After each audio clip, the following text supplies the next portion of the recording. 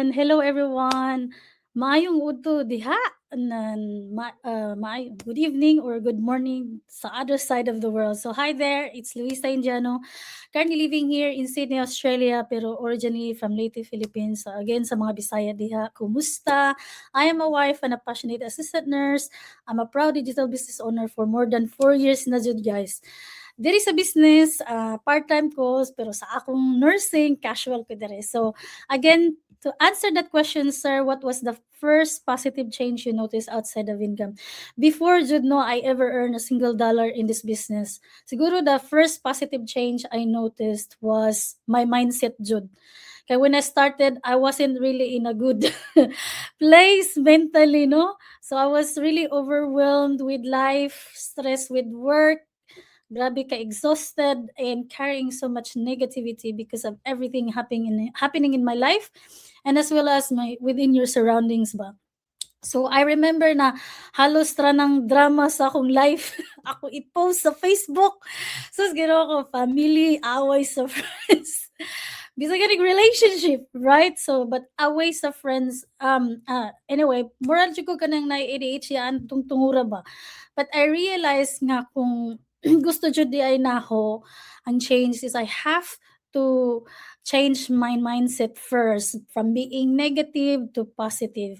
Kay kuan bitaw when you're too negative about yourself, it really attracts your surroundings and who you with.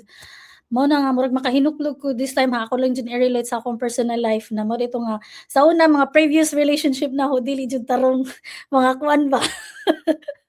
Pero karon kay negative jud di ay ko. So pero of course karon it's all good na, but before as well na when I first started I doubted myself if I can do this or not.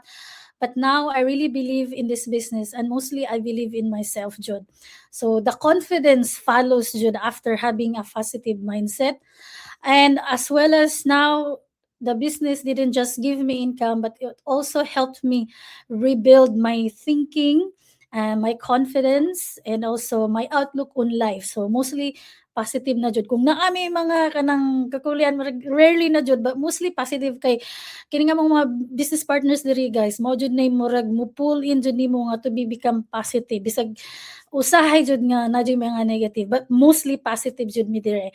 Basta karon basta mag-shift ganin atong mindset jud I know positive from positive every blessing is follow jud tinuod jud ni guys. So I guess for me the transformation really changed me is still the biggest gift this journey has given me, being a positive person na talaga.